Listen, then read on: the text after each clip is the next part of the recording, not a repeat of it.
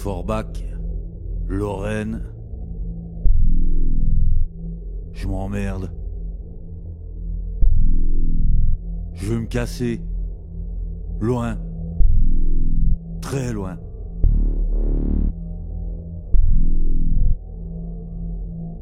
Peut toujours rêver, non? Allez. Je me casse.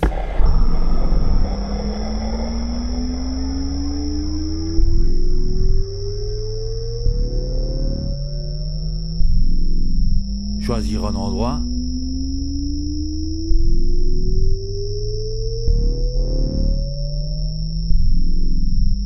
Ouh, ça a l'air cool ici. Oh, je sens que je vais me poser là. Puis tu vois, tu pourrais même imaginer être dans un hamac, tu vois, dans un hamac, un peu comme ceci, et puis à la terrasse de ta chambre, évidemment, évidemment. Et puis avoir une vue. Tu vois, mais pas une vue sur l'usine à sardines de Quiberon, non, tu vois, un peu une vue comme tu vois dans les films, tu te dis ce truc-là, c'est pas pour moi, je la verrai jamais. Genre de truc que tu vois de ton hamac, tu vois. Et puis, ben voilà, quoi. Tu te dis, c'est parti, on va avoir une belle vie, là.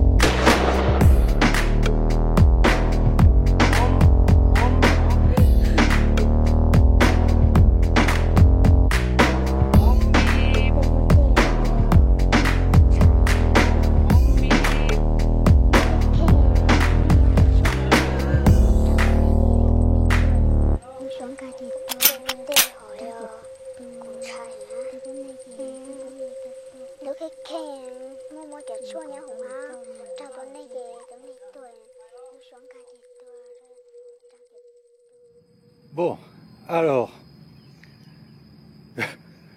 j'ai trahi mon Yeti, hein. Je suis avec un petit scooter. Nous sommes dans un autre pays, au Laos, les paysages sont absolument magnifiques. Je m'aperçois que j'aurais pu le faire à vélo, ça aurait été bien plus agréable.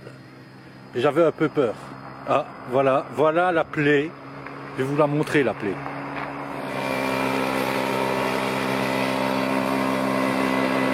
Voilà, ça c'est la plaie ici. Ce sont des Coréens. Il n'y a pas que des Coréens, hein, ça n'arrête pas. Non, ça c'est pas coréen. Il y a une personne qui a été la première à remarquer que vous étiez beauf. Ouais, le truc qui parle. Votre femme. Voilà, la gonzesse. Nous sommes au Laos, les amis. Nous sommes à Van Vieng. La ville de Van Vieng est absolument imbuvable. Par contre, autour, comment c'est beau.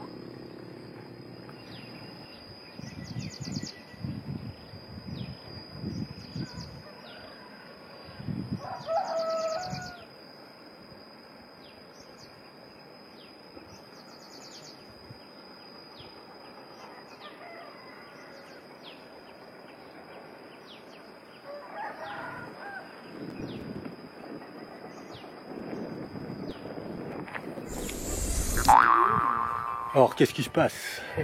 En fait, je me suis paumé. Je suis trop loin, il me semble bien, parce que les gens commençaient à me faire signe, l'air de dire hello, hello. Hello, hello, how are you? Ça, c'est pas bon signe, ça veut dire que je me suis paumé. Bon, la nature est superbe. Et là, je viens de rencontrer un monsieur. Et il est parti à la cueillette des champignons. Et il me disait qu'on peut faire du thé avec ça. Je vais vous montrer. C'est assez dingue, ça. Alors, en fait, ça, c'est le monsieur. Il m'a offert un thé. Hein, c'est lui qui m'a dit qu'il fallait pas continuer. Lui, c'est le monsieur. Il est allé cueillir les champignons. Et les champignons, les voilà.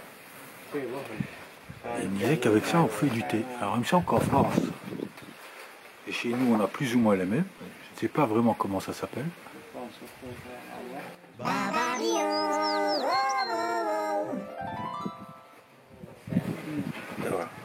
Alors ça ne se fume pas, mais ça se boit. Nous sommes un jour plus tard et je ne sais pas si vous voyez, il y a une petite maison là tout en haut dans la montagne. Et je me dis que si cette maison a été construite, c'est qu'il doit y avoir un moyen d'y aller. Donc je vais voir si c'est possible de le faire. Je vais voir.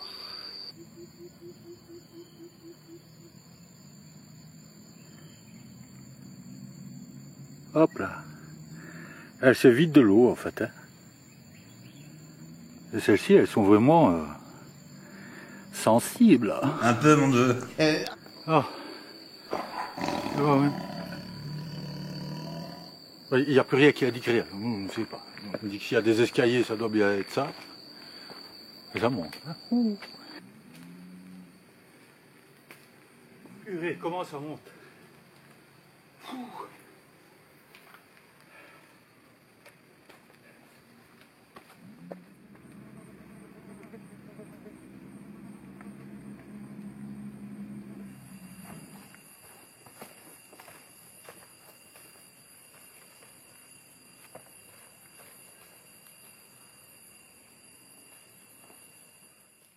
Alors, on va pas se mentir. Je pense que je suis complètement à l'opposé. Si j'ai dû prendre le mauvais chemin, c'est pas possible. Oh. Et alors, je vous dis pas, c'est des dizaines, des centaines de milliers qu'il y en a. Si vous ne me croyez pas, je vais essayer de les suivre, hein, mais c'est dingue.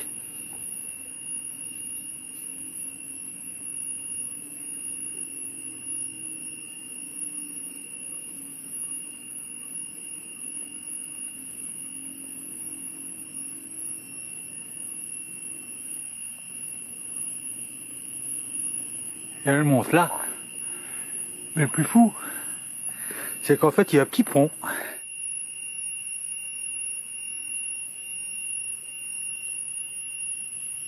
Voilà le petit pont. Ben voilà, je pense qu'on est arrivé. Il était temps. C'est pas mal, par contre, il y a une surprise. On vous l'a montré, ça vaut 2 points. Donc en fait, le gag, ici, là, à la pointe de mon doigt, c'est là que j'étais censé être. Que nous étions censés être. Ben c'est raté.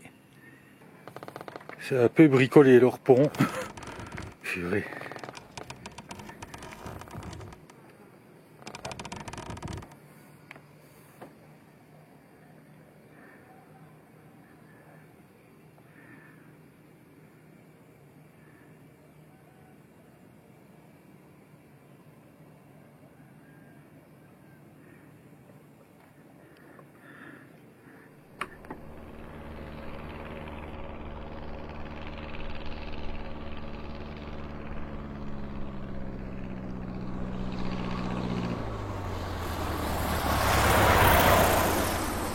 Ok, donc là on est arrivé dans une nouvelle région, on est beaucoup plus au nord.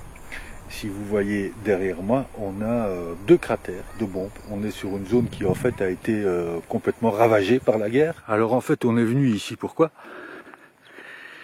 Et ça fait quand même une journée entière de bus. On est venu sur un site hyper mystérieux. Vous allez voir, comme des petits pots, des grandes cuves, les voilà. Ces cuves datent d'il y a très longtemps. Et on ne sait pas pourquoi elles ont été bâties. On imagine plusieurs choses, que c'était des urnes funéraires. recevoir de l'eau, des récipients à eau. Alors la même chose à Rennes-les-Bains. Ça aurait été pour des ovnis, hein, on a bien compris. C'est un truc de fou. On a le privilège de voir ça. Alors, lors de cette journée, nous allons visiter 3 sites. Profitons de cette petite balade pour préciser quand même quelques informations.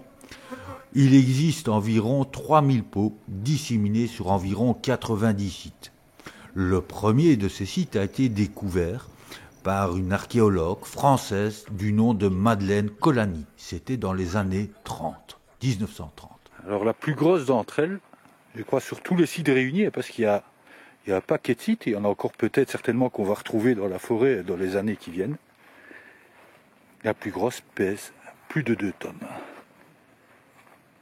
C'est la plaine des Jarres. On voit d'ailleurs un moine bouddhiste, jeune moine bouddhiste qui a votre âge, hein, qui arrive là. Donc le guide expliquait tout à l'heure que si vous voyez qu'ici une jarre est couverte, il semblerait qu'à la base elles étaient toutes couvertes et puis qu'elles aient été découvertes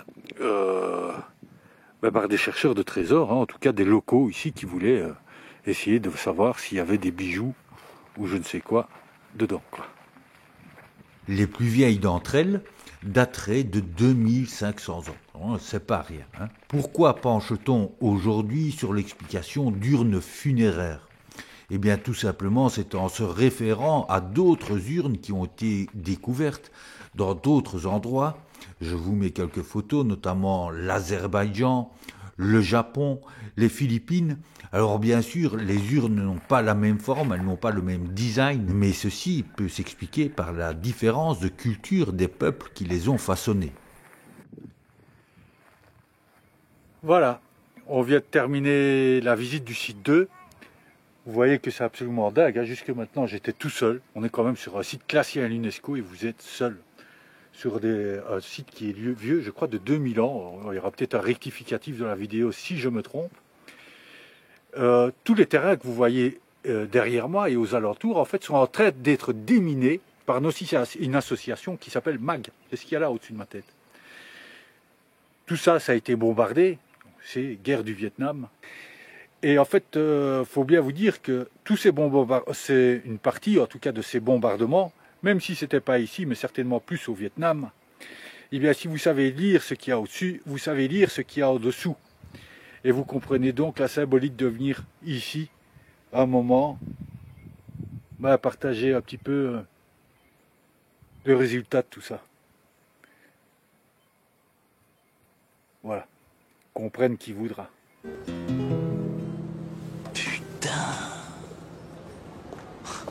Rien compris, moi. Comment expliquer que le peuple Lao, qualifié de peuple pacifiste, fut le plus bombardé de toute l'histoire? Pour comprendre, il nous faut remonter au bilan de la Deuxième Guerre mondiale. Quels sont les grands vainqueurs de cette guerre? Les États-Unis, car ils ont libéré l'Europe. Et bien sûr, l'URSS, car ils ont contré les troupes allemandes qui tentaient de l'envahir. Entre les deux, va donc débuter une guerre idéologique. Libéralisme contre communisme. Les États-Unis sont de tendance libérale.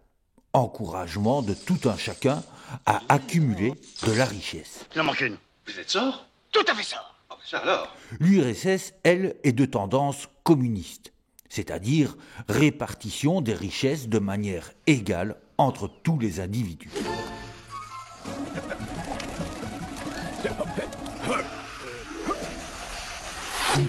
La guerre froide est donc cette guerre idéologique menée par les États-Unis et l'URSS.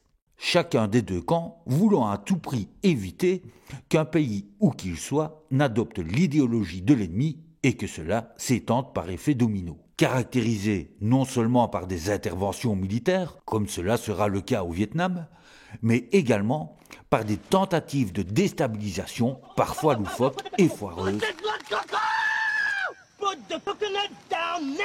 comme cela a été le cas à Cuba. Ok, easy, easy, easy. Soyons à peut-être être des GSE. I am has Do you understand it? Au milieu des années 50, le Vietnam se retrouve divisé en deux. Au nord, la tendance est communiste, soutenue par l'URSS. Au sud, la tendance est pro-occidentale, soutenue par les États-Unis.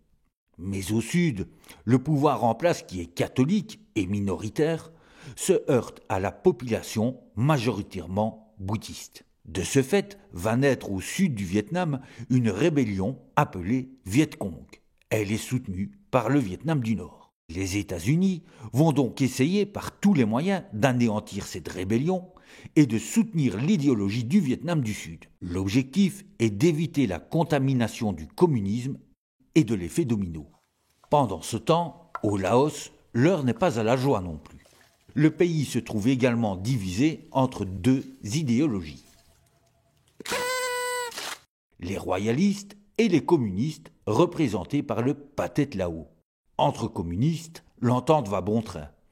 Et voici que le Pathet Lao est soutenu par le nord du Vietnam et la rébellion du sud. C'est tout naturellement que va se créer sur les zones du Pathet Lao communiste des voies de ravitaillement entre la rébellion du sud du Vietnam et le nord du Vietnam. Cet ensemble de pistes sera appelé piste Ho Chi Minh. Le Laos subira donc double peine. J'annonce. Coup de pied latéral en pleine face.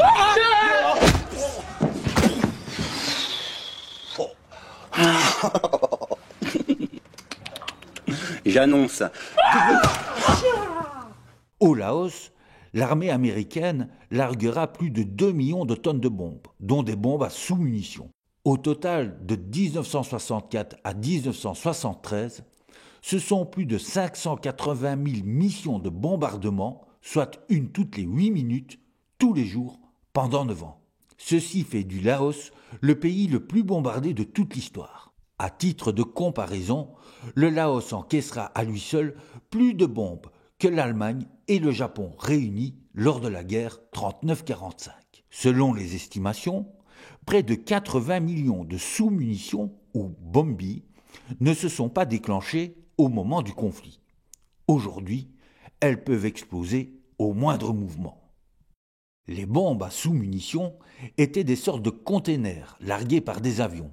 Une fois largués, ceux-ci s'ouvraient et dispersaient environ 750 bombes semblables à des boules de pétanque qui étaient censées exploser au sol. À l'heure où je vous parle, environ 40 personnes meurent chaque année en marchant sur ces bombes qui n'ont pas explosé pendant la guerre. La majorité sont des enfants. Ok, donc on est sur le site 3. Ce que vous voyez derrière moi, ce sont des rizières. Chaque petit plan que vous voyez contient des grains de riz. Et là, un peu plus loin, il y a des personnes qui cultivent le riz. Comme ça, au moins, on aura vu à quoi ça sert, à quoi ça ressemble du riz. Croyez-moi ou pas, je me suis fait un ami. Cette fois-ci, c'est pas un chien. Hein? Oui, oui.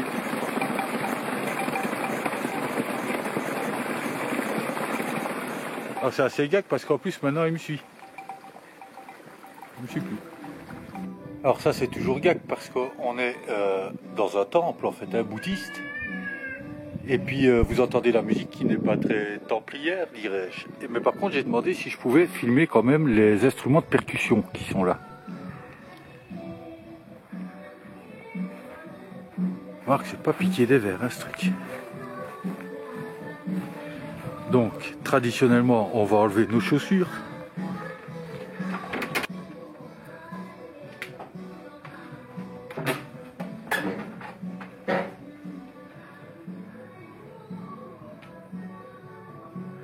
On voit la maillotche. Et ce cow skin. Yeah, Cow skin. Sometimes long time ago, and also elephant skin they use. Sometimes? Yeah. Ah, donc il dit que c'est de la peau de vache, mais des fois ils utilisent de la peau d'éléphant. What's the name of this drum? This village No drum. drum is gong pen. Kong pen. Yeah, gong pen. The drum when they need for long time and also dinner.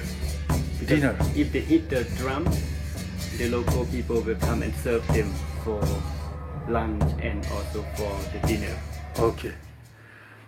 Donc, le guide il disait qu'en fait ça c'était utilisé pour appeler les gens à manger. Hein. Ici, on a des gongs. On rappelle que les gongs, c'est avec le mamelon au milieu, quoi. Voilà. Ben, c'est super.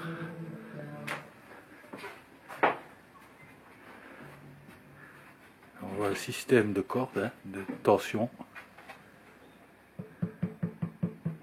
Ah, et il y en a encore un petit là, je n'avais pas vu.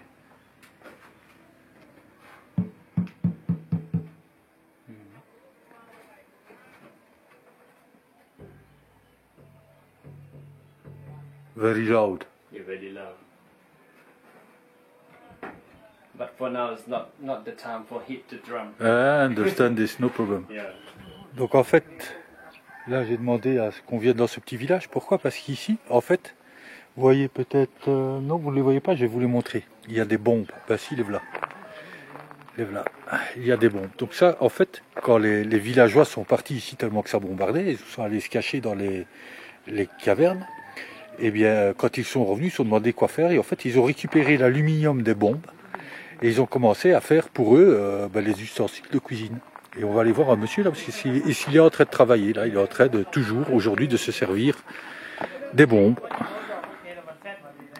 Puis là, c'est le four. Et ils vont fondre tout l'aluminium, quoi.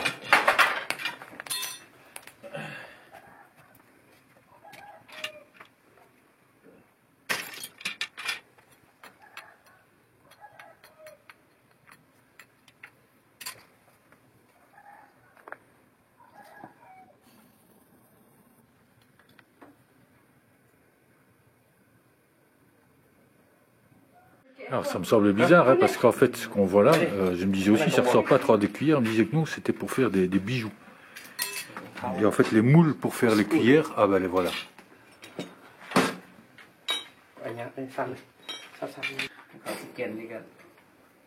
Alors c'est gac ça, hein, parce que si vous regardez,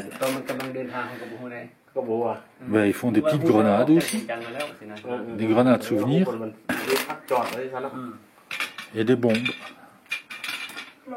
Ça manque pas d'humour, hein. Alors ça c'est assez dingue, hein. Le chien, il dort à côté d'une ancienne tête de roquette, quoi. Il n'est pas mort, hein, je vous rassure. Alors, c'est ici que se termine la première partie de ce voyage. N'hésitez pas à attendre la suite de ce formidable périple dans lequel vous me verrez notamment aux prises avec la junte birmane dans la jungle laotienne.